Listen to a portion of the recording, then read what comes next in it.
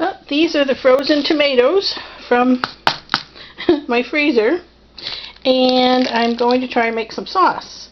Now I have Amish paste tomatoes and Roma tomatoes, and they're all supposed to be good for sauce. They're a meaty tomato. What I did was I washed them and dried them and froze them, and I was told that I didn't have to take the skins off that way. I could just take them out as I am now, put them in warm water, and then the skins would crack and I could take them off. Now, if that happens, as it's supposed to, I'll save the skins, put them in my dehydrator, and make powder out of them to add to different soups and stews and such for flavoring.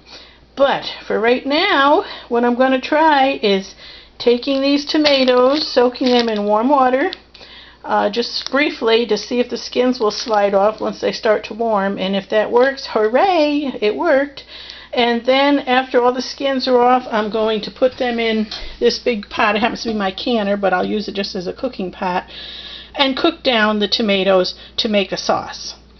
So, wish me luck. I've never done it before, but I'm looking forward to making and possibly canning some sauce.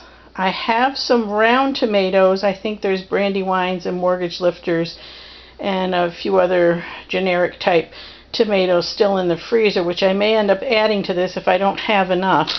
And I also have a bunch of cherry tomatoes, or little grape tomatoes. I think they were Sweet 100s, which are in my freezer.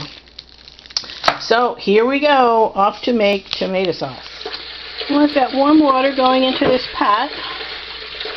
I don't know if I'm supposed to use boiling or not, but I'm thinking warm might do it. So I'm going to start with these 3 tomatoes and see what happens as they get warmed up. See if the skins come off easily. Now I don't have a working tripod right now.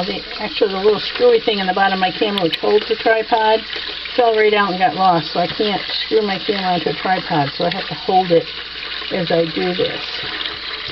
Now there is a little crack here. Let's see if the skins are going to come off as easily as they said. With one left hand, oh, look at that. I believe it's going to work. Yay.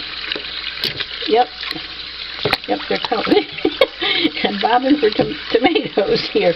Yes, it came right off. All right, I can't do this one-handed, so I'm going to put the oh, yes, they come right off. That's wonderful. All right, I'm going to put this down, take the skins off, put the tomato, right off. Put the tomatoes in the pot and do all of them.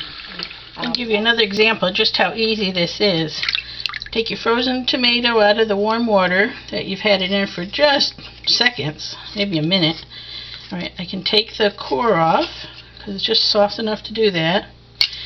And then you just pop it right out of the skin. Look at that. Pops right out. Perfect. So easy. One more time. See if you can get the core with the tip of your knife. And then pop. There's the skin. I'm putting it in a colander over here to save it, to dehydrate it, make tomato powder. That is super duper easy. Once you cut open the end, it just pops right off. It's got all the skin off it. Super duper easy. You can core it and pop it off. And I save that to dehydrate. Super. I'm making progress. Here's what I've got in the pot so far with my paste tomatoes. And here's the last of them over here in this roasting pot. So I'll get these skinned and get them in the other pot and start cooking them down. So here's my finished batch of tomatoes. And again, how I did this was, as I picked them, sometimes 2 one day, 20 the next, 4 the next, 30 the next, I didn't have to wait for enough to make a batch and allow the first ones to go bad. I just threw everything in the freezer. So I picked them, washed them, dried them, put them in plastic bags, and threw them in the freezer. Now, when I have enough to do a batch, I just threw them in some warm water. The skins popped right off. I took the cores out and put them in this pot, and I will make sauce. Okay, I ended up going back out in the freezer and getting all my tomatoes, all the round ones, all the heritage ones, and heirloom ones, and all the cherry and grape ones. And I went through the same process, got the skins off, and put everything in the pot. So I'll be cooking this all down to get it thicker. Well, that has happened since the last video. I finished making the sauce. I added onion and green pepper and spices and some ground turkey to my sauce, and I transferred it from my canning pot into a crock pot and the overflow into a pan on the stove. I'm warming up the water in my canner to get ready to start canning.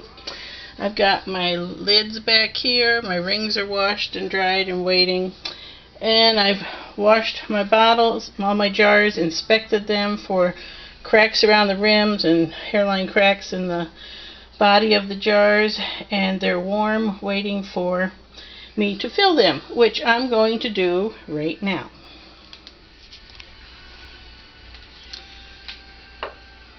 Alright, time to fill the jars. Now, because this is a meat sauce and it has vegetables in it, I'm going to be canning it in the pressure canner. Anything with meat, you have to pressure can.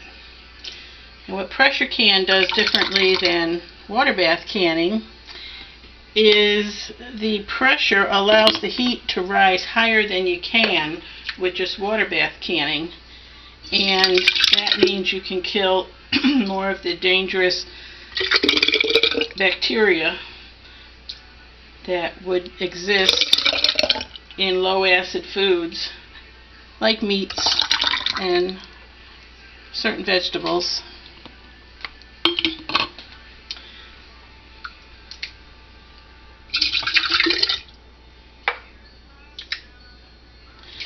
I'm filling 7 quarts because that's as many as my canner will take at one time.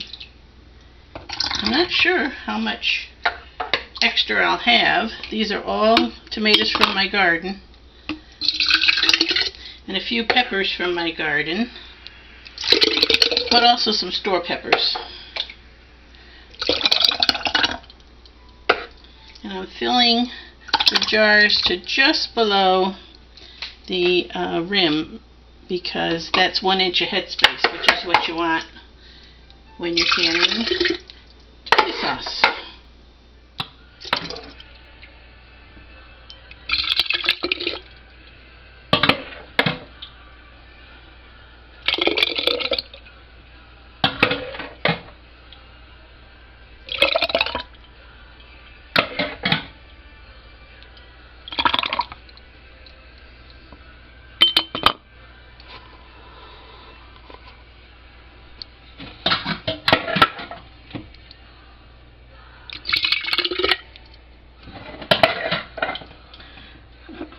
Looks like I'm going to have just enough to fill these 7 jars and maybe have a little for dinner tonight.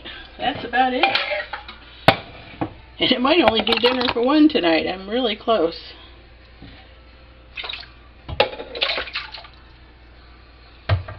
Okay.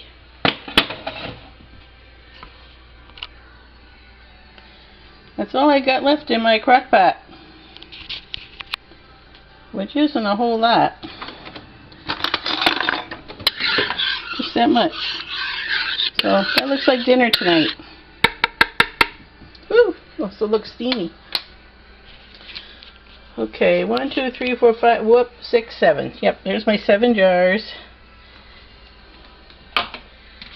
And we'll be back to burp them, wipe the rims, and get the lids on.